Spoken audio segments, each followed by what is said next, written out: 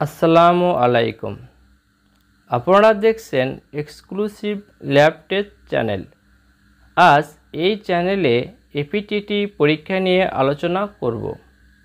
APTT হলো activated partial thromboplastin time. এটি partial thromboplastin নামেও পরিচিত। এপিটিটি পরীক্ষা হলো একটি ডায়াগনস্টিক পরীক্ষা যা আমাদের শরীরের রক্ত জমাট বাঁধা প্রক্রিয়া কতটা ভালো কাজ করছে সে সম্পর্কে ধারণা দেয়। এটি সাধারণত রক্ত জমাট বাঁধার সাথে জড়িত অভ্যন্তরীণ এবং সাধারণ পথগুলির কার্যকারিতা মূল্যায়ন করতে ব্যবহার হয়, যার মধ্যে আছে ফ্যাক্টর 12, 11, 9, 8, 10, 5 এবং 2। আপনি কখন এই পরীক্ষাটি করবেন?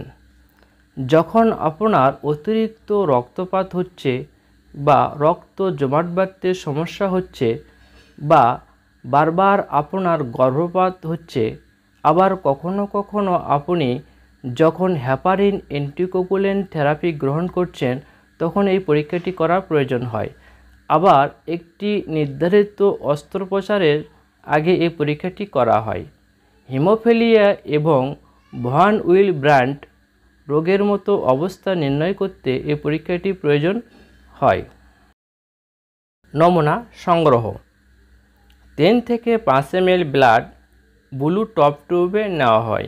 এরপর সেন্ট্রিফিউজ করে প্লাটিলেট ফ্রি প্লাজমা তৈরি করে পরীক্ষার জন্য ব্যবহার করা হয়। এপিটিটি এর নর্মাল রেঞ্জ: এপিটিটি এর নর্মাল রেঞ্জ হল 30 থেকে 40 সেকেন্ড।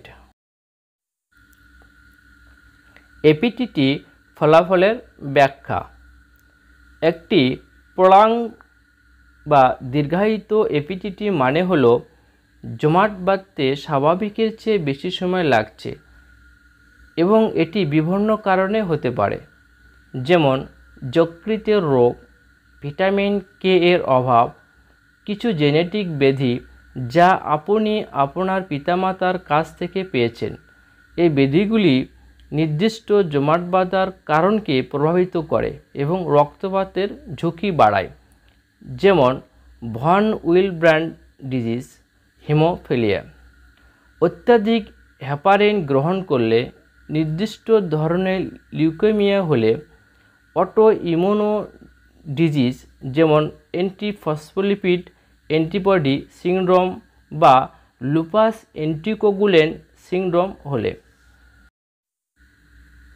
যদি এপিটিটি পরীক্ষায় রক্ত স্বাভাবিকের চেয়ে দ্রুত জমাট বাঁধে তাহলে এর কারণ হতে পারে তা হল প্রসারিত ইন্ট্রাভাস্কুলার জমাট বাঁধার আর্লি স্টেজে, ডিম্বাশয়, কোলন বা অগ্ন্যাশয়ের উন্নত ক্যান্সার, যার মানে হলো ক্যান্সার শরীরের অন্যান্য অংশে ছড়িয়ে পড়ে এবং যা চিকিৎসার মাধ্যমে নিয়ন্ত্রণ করা সম্ভব নয়। এসব ক্ষেত্রে এপিটিটি রেজাল্ট নর্মালের চেয়ে কম হয়। এপিটিটি এর ফলাফলগুলি প্রায় পিটি এর ফলাফলের সাথে ব্যাখ্যা করা হয়। এখন আমি এপিটিটি এবং পিটি এর ফলাফল একত্র করে পেশেন্টের কোন অবস্থা উপস্থিত হতে পারে তা নির্ধারণ করব।